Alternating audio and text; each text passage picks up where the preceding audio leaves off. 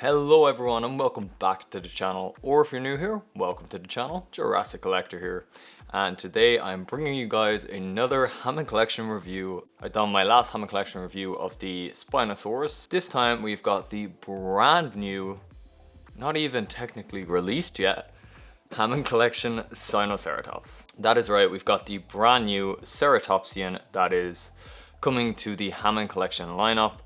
This has just got released in Ireland. I'm not sure exactly when, but yesterday I was in a toy store and went to the Jurassic section, completely not expecting to see this because Hammond Collection is not available in Ireland, like at all, on store shelves. The only place you can kind of get it is if you order, say, from Amazon UK, if they get some stuff in, but other than that, you just can't get Hammond Collection here. You've got it like imported.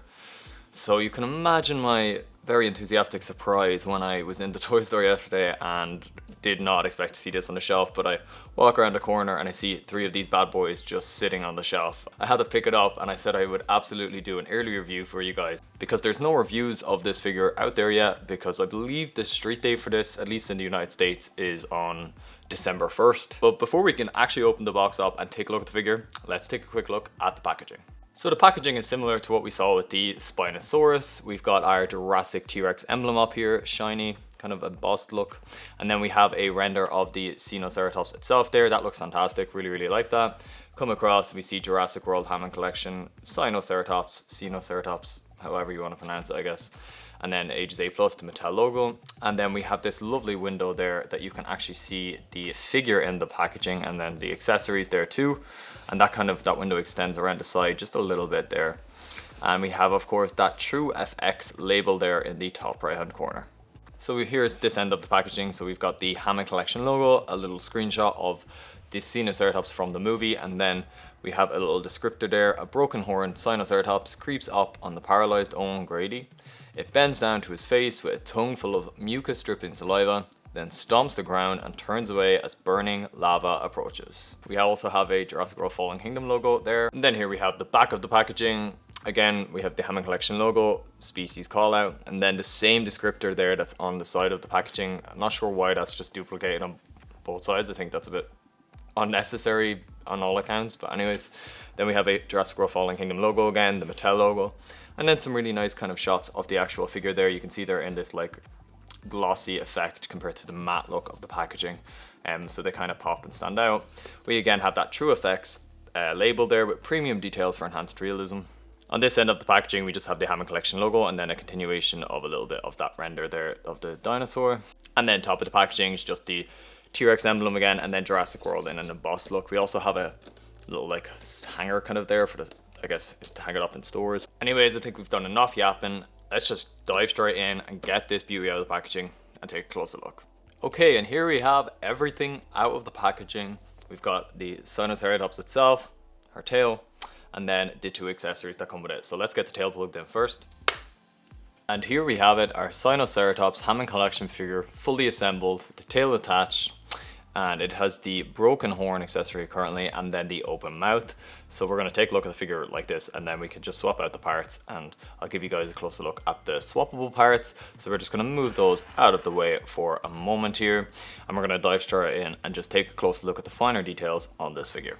So here is the head on this absolutely majestic Sinoceratops figure. It's packed with a bunch of detail. As you can see, there's lots of fine scale detail that's kind of running through the course of the frill up here, and then also some like really fine like line and striations that are running around, say, the horn here and around the beak area there too. Then we have some really nice detail even there around the eye. Even the beak there has a bunch of detail kind of running throughout it, lines and folds. We have the open mouth in at the moment, that accessory, as I said, and you can see it's kind of got like a tongue that's like sticking out a little bit, I guess to recreate that mucus looking scene with Owen. And then the beak there underneath is even painted too, which is really nice, and the inside of the mouth. We also have that broken horn accessory on the figure as well. The horns here running up throughout the frill on the Sinoceratops look fantastic. There's lots of really nice detail kind of sculpted in there. You can really see all that detail packed into the frill here. We have some really great like line details even here that run kind of straight through at the back to kind of, I guess, give it a creasing effect almost. And then we have some fantastic kind of pebble details and texturing that run all throughout the back of the figure here. We have some fantastic musculature kind of sculpted in there around the rib cage area and around the legs to give it the animal effect of that it looks kind of like it's moving. The same with the legs here, just some fantastic like pebble detailing that we kind of see along the back of the figure there. We even have some lines sculpted here along the back of this front leg and along the front of this back leg, I guess to give the animal some kind of movement and to make it look like, you know, it's alive and moving. This detail again runs all throughout the front leg there, from the top to the middle section down to even the foot there. Really well detailed and really well sculpted. Same with the midsection of the torso here with the body. It's fantastic pebble detailing. Then it kind of runs into some nice lines and I guess folds and creases of skin underneath the bottom of the figure there, which that looks fantastic. And I really like that kind of change of effect in detail from that kind of pebbly scaled texture to that kind of more lined creased look along the bottom of the body. Again, the back leg has some fantastic sculpted detail like lines and creasing, and then all that pebbling effect too, of course. There's like two of the same foot on my one, and there, as you can see, the dew claw over this side, which is correct, but then this one also has the dew claw this side, so that dew claw should be in this side facing this one. So they gave me two of the same feet. Fantastic. The tail there, as short as it is, has some really fantastic detail sculpted in. It is that kind of rubbery material that we are used to seeing on all of the Hammond Collection figures. It does feel nice and thick and good quality, but it definitely is that kind of squishy, bendable rubber material. The details are really nice on this figure, and of course they're the exact same here on this opposing side, as you can see. I really love the detail. They really are, especially in the leg area here, you can really see that texture of the skin, and the pebbling really pops out. And then there's some, of course, really nice differences and alternations in the skin texture, say around the rib cage and underneath the body where the skin's like moving and would be, you know, creasing when the animal is like walking. So I think the detail on this is absolutely fantastic. Next up, let's take a look at the Hammond Collection's main premise, the articulation.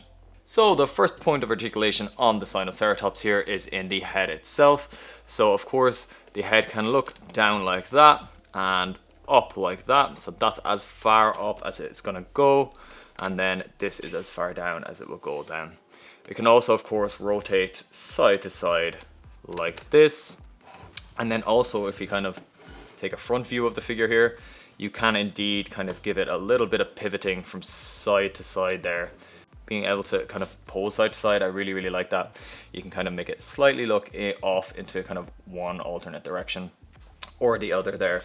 Instead of it just being up and down and being able to rotate. You can still of course do all that rotation and then pose it slightly to the side again as well.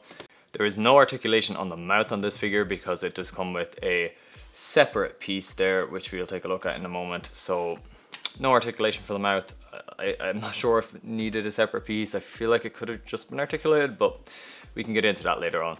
Then in the front leg here, we have 3 points of articulation. So of course the limb can move forward and backward there. That top one can also slightly kind of pivot out there to the side too.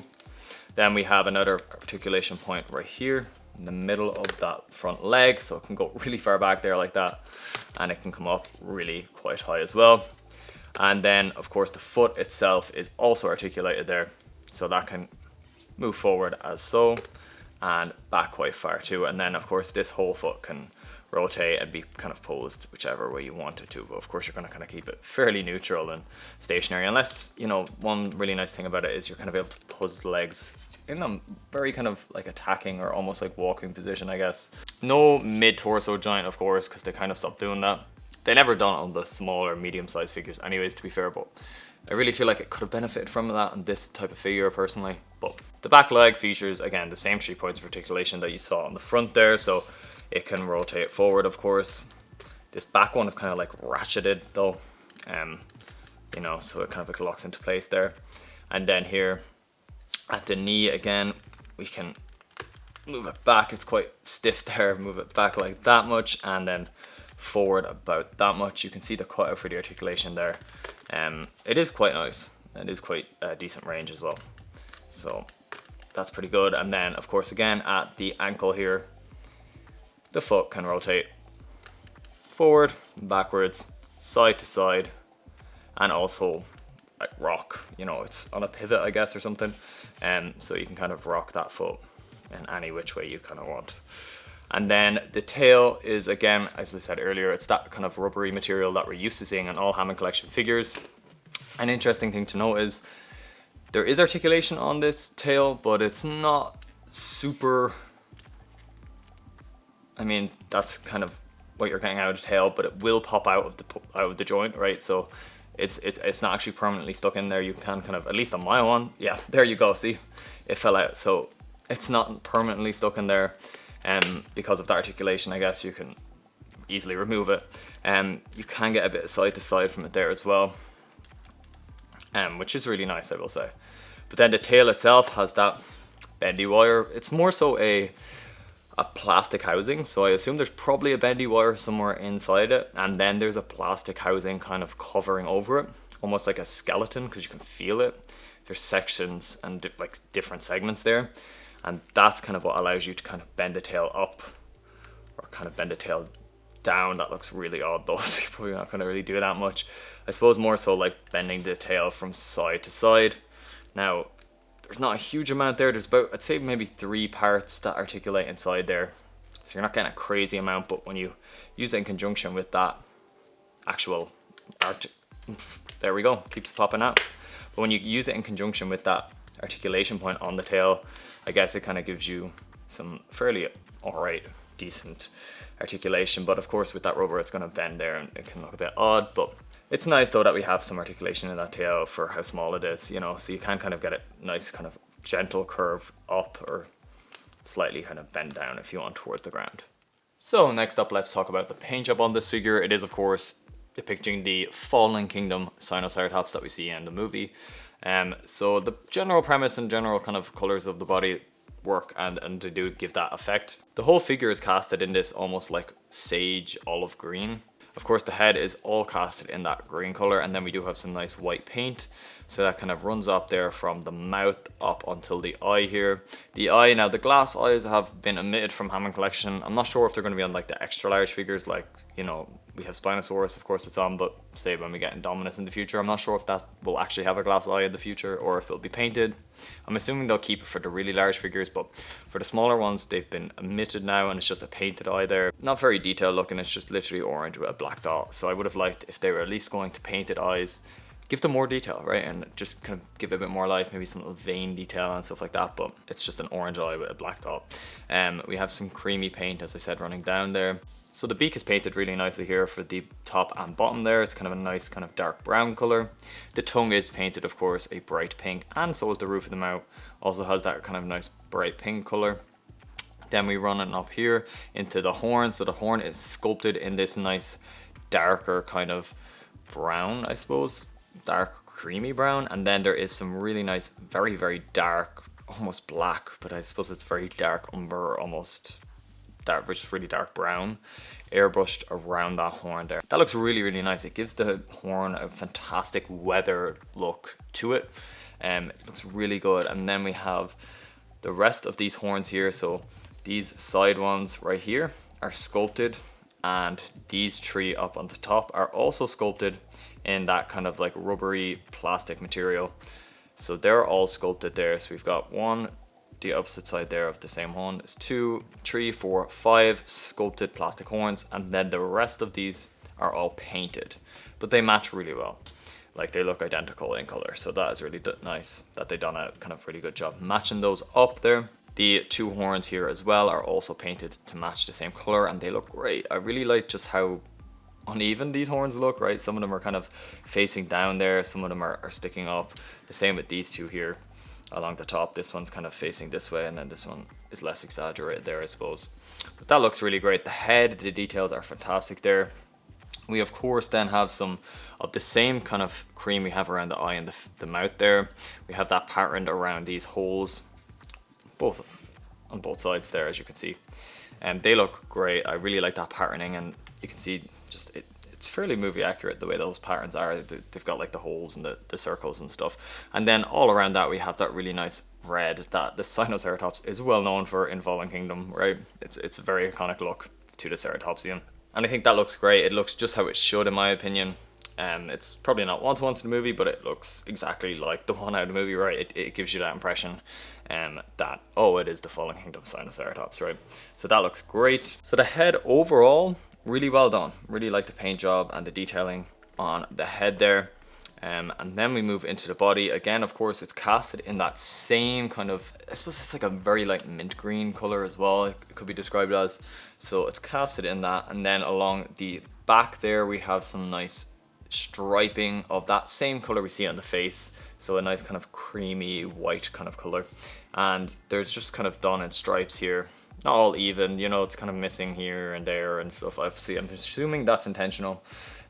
So those stripes run there from the, just above the beginning of the neck, I suppose there, and they run all the way down onto the tail a little bit. There's literally 4 stripes on the tail. Now, that kind of annoys me, you know, 100%. It's a Hammond Collection figure, Mattel paint it down to at least just about the end here, right? That looks unfinished, and it will especially look unfinished in a moment when I show you the underside. But that white cream color we see on the face there, that continues and runs all the way down. You can see along the side of the figure here and along this side, it's got a nice airbrushed effect down here, and it has a nice patterned look up here at the top there. But then when we turn it underneath there, we have that really fantastic creamy white color running down. But unfortunately, it finishes like halfway down the figure basically, right? So the rest of this is just all unpainted, and that is absolutely unacceptable for me in Hammond Collection. That should not be the case. The original Pachyrhinosaurus toy that they released around Fallen Kingdom, that was, you know, it had basically a similar color scheme to this. I have that figure, but it's in storage in a box somewhere. That had honestly more paint, I think, than this one. And this is Hammond Collection, so there's literally no excuse for that. So that is disappointing that that's not painted all the way underneath there as well with the tail, and then the lack of stripes along the top there. For me personally, at the price point and the selling points of these figures being the ultimate premium collectible versions, you know, you've got to make it feel like it. So for the claws here, we have 4 claws on the front of the figure and then 3 claws on the back. Now they are all painted, which I will say is fantastic, so good job Mattel on that.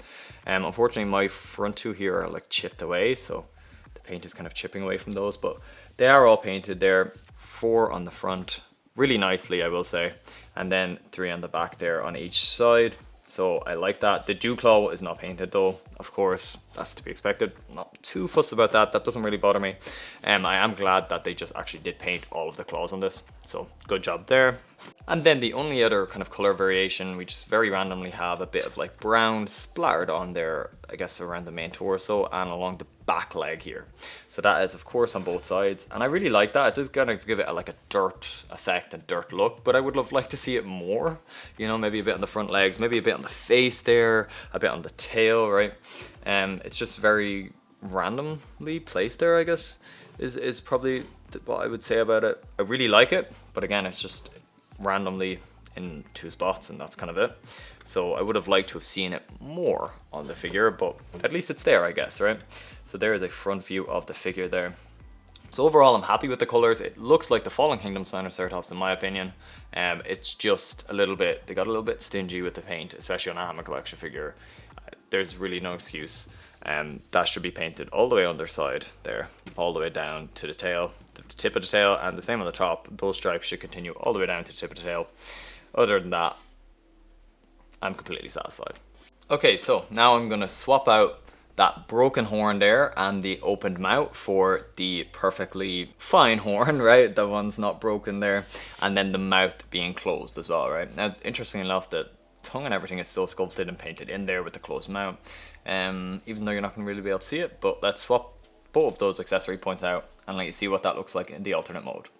Okay, so here we have the normal nose horn placed in there, and then the closed mouth also attached on. So these are the accessory pieces you saw on the figure earlier. So that was that chipped and broken horn, and then the kind of opened mouth with the tongue sticking out. Whereas now you can see what the figure looks like alternately with this normal horn and closed mouth there. It does give the figure a different look, right? And so everyone is gonna kind of have their figure on the shelf a little bit differently, because there's kind of like a total of 4 different combinations you can have with this figure, right? Because you get 4 different accessories. So you can have a normal horn with a closed mouth, or a normal horn with an open mouth. You can have a chipped horn with a closed mouth, or a chipped horn with an open mouth, right? So there's gonna be a little bit of room for creativity, especially for like photographers and stuff like that. I think that's really cool. Especially for the horn, right? The mouth is just something that could have been an articulation point. I'm not really sure why it's not. It does look nice there with the mouth like that. There's not really as much of an awkward big circular kind of section for the articulation, right? But I don't know if it was necessary. I mean, underneath when you look at it, you can obviously see the seam and stuff, so it looks a bit odd. But from the side, it kind of looks fine. But personally, an articulated jaw on it would have been fine for me. I don't need a separate replaceable piece like that. It is better than, I guess, having to ruin the look of the figure, right? So if they had to make it really bulky along the bottom of the figure's head just to give it articulation, then sure, fair enough. But you can see, as I said, they did paint and sculpt in the tongue inside, so you can kind of see it in there because the mouth is like closed, but like there's a tiny bit of a gap there at the side of the mouth where you can see in, obviously deliberately. But the way the horn kind of overlaps on each other is really nice, I will say. I can see reasons for giving the extra piece instead of an articulated jaw, but also I feel like it adds more cost, right, to have another separate piece. But anyway, I would have preferred if that kind of budget went into maybe a little bit more paint for, say, the underside or the stripes. But that broken horn and normal horn, having two different options, that is fantastic. I love that because you can... that broken horn, you know, it looks like the one I had in the movie, or you can just have it like this and with a nice, perfectly good looking horn. And it looks like a really different figure in the face then, right, as a result, because it has a nice kind of perfect looking horn and the mouth's closed. Okay, and now it is time for size comparisons for this figure. So probably my biggest issue with this figure, right, it looks fantastic. I think the paint job, everything's really, really nicely done. The sculpt is fantastic. But my biggest issue is its size. As you can see, you probably saw from my hand, it's not that big. It's really not, and I feel like it should be much, much bigger, but it's quite small. So here we have Owen Grady next to our Sinoceratops there. It feels undersized completely to me, right? So it feels like maybe a juvenile instead of necessarily the exact individual we saw in Fallen Kingdom. And I'm sure, you know, we're probably never really going to get another Sinoceratops in Hammond Collection, right? I mean, it's just going to be kind of a one and done species, I would assume.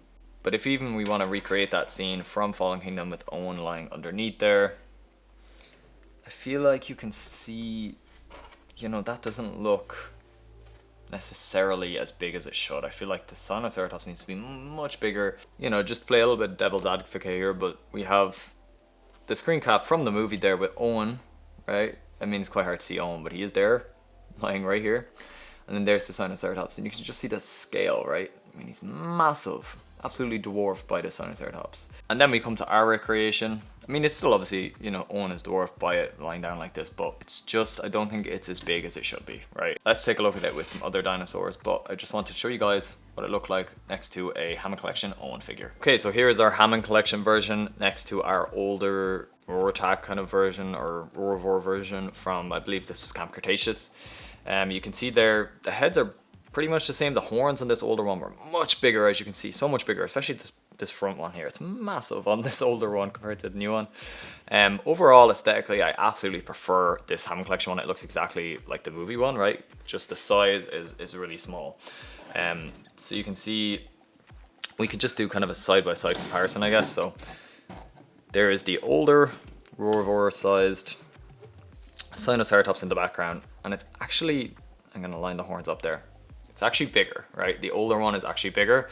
Now you could argue you could kind of stretch these legs out on this Hammond Collection one as much as possible and kind of get it as tall as possible, but I still don't think it's going to get as tall as this older Roar version, because, I mean, even the head on the Roar one, they basically line up when I have the head on the Sinoceratops up as much as possible.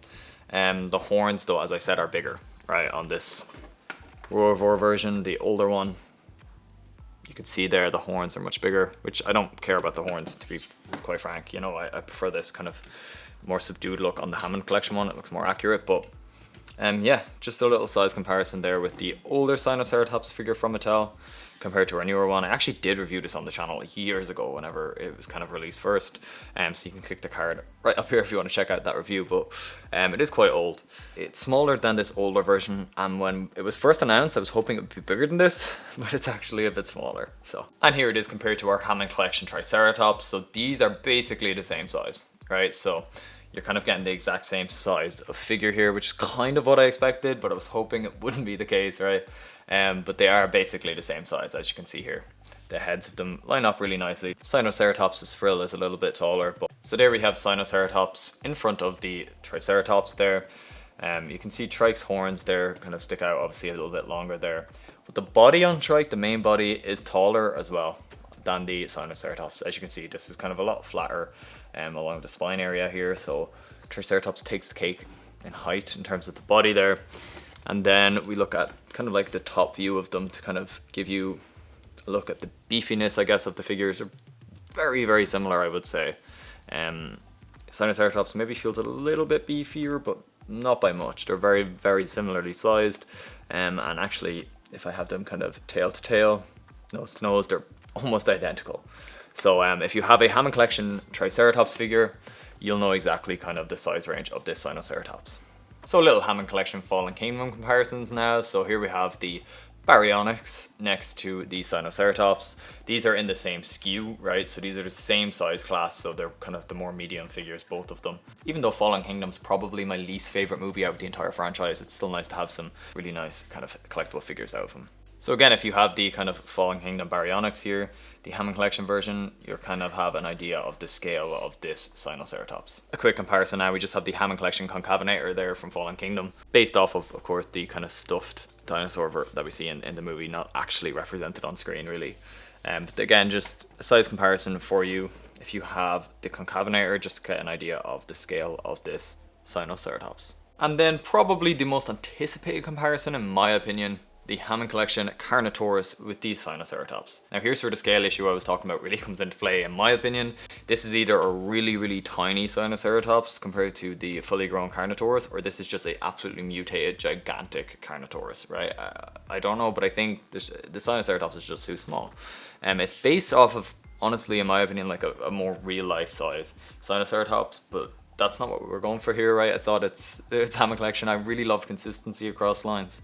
And this isn't very consistent to me. Compared to Carnotaurus, way too small. These look so good together too. That's the frustrating element to it. They're both the most movie accurate, fantastic looking depictions of each respective species, but the scale is just so off. I don't know why. I mean, they've proven with, say, the Hammond Collection Stegosaurus that they can do really large, like the biggest versions of these herbivores we've seen in the line, right? If this was 20% bigger, it would literally, I'd be perfectly happy with it, right? And I'd, the paint corals I had, everything like that, I could, disregard them, right? Even though it's premium Hammond Collection adult collector version, I would disregard them if it was a larger, more in-scale figure. You can see here, it's just dwarfed by the Carnotaurus. And I have Carno kind of hunched down, right? And kind of leaning down in this position. It normally is up and much higher, right? I don't know why they made this Sinoceratops so much smaller than it should have been. It's more sized to the real life Sinoceratops than the one we see in the movie. The older Sinoceratops figure was bigger. And it's so frustrating, as I said, because it's absolutely a beautiful figure. It's fantastic. It looks great. The paint is fantastic. The sculpt is so well detailed, but it's just too small. But anyways, at least we have a Hammond Collection Sinoceratops, I guess, right? It could be worse if we just never got one. Okay, and there you have it. That is essentially my world premiere review of the Hammond Collection Sinoceratops. Just a brand new figure that is about to be released on December 1st in the United States. I'm not sure about other countries, any dates, etc. for them right now, but this absolute beauty will be available from December 1st in the States from Target.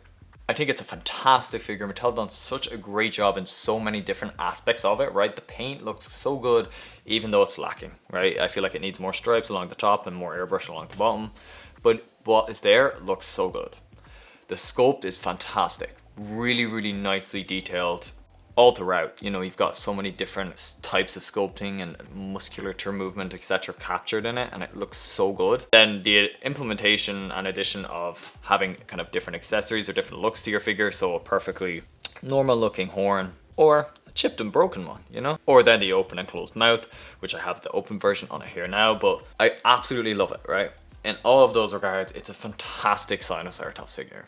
One just massive issue with it is it's completely undersized, right? It's Triceratops sized, and we all complained about Hammond Collection Triceratops being too small, And I mean, I can disregard that, that's fine, because the kind of animatronic we see in the movie is basically around that size anyways, right? So I don't mind that for the Jurassic Park Triceratops. But for this Hammond Collection Sinoceratops from Jurassic World Fallen Kingdom, based off of the dinosaur we see in the movie, this is just way too small. It's not the same dinosaur at all, right? It's way too small. It just literally cannot be. As I showed you guys the comparison with the Carnotaurus, it's way too small. So it is a Jurassic World Sinoceratops to me, but it's not this specific one from Fallen Kingdom, right? Because it just can't be due to the scale of it. It's way too small. So I think Mattel done a fantastic job in all of those other aspects. But if this was scaled at maybe about 20% bigger, it would literally, I would be perfectly happy with it. I would be ecstatic with it, actually, because it's really nice. The quality of the plastic, everything feels actually really great on this one, I will say. It doesn't feel like cheap or hollow or light, but it's just too dang small. It's too small. It needs to be bigger. And I'm not sure why they made it so small, but they did. But anyways, I am happy, and I'm really glad that we at least have a Hammond Collection Sinoceratops now to add to the collection. I'm really happy with it. It's just, again, the scale, it's just not the right scale. So thank you very much for watching today's video, guys. I really hope you enjoyed me bringing you kind of this early access look at the brand new, about to be released Hammond Collection Sinoceratops. What do you guys think of this figure? I want to hear your thoughts down in the comments below. And make sure to check me out over on Instagram at jurassic.collector to be updated with the latest Jurassic news whenever it comes to Hammond Collection, mainline, anything like that. You can find all of that information over on my Instagram. And I will, of course, be posting some nice product shots of this beauty over on my Instagram too. So make sure to go and check that out. So, thank you very much for watching, guys. Until next time, peace out. Rawr.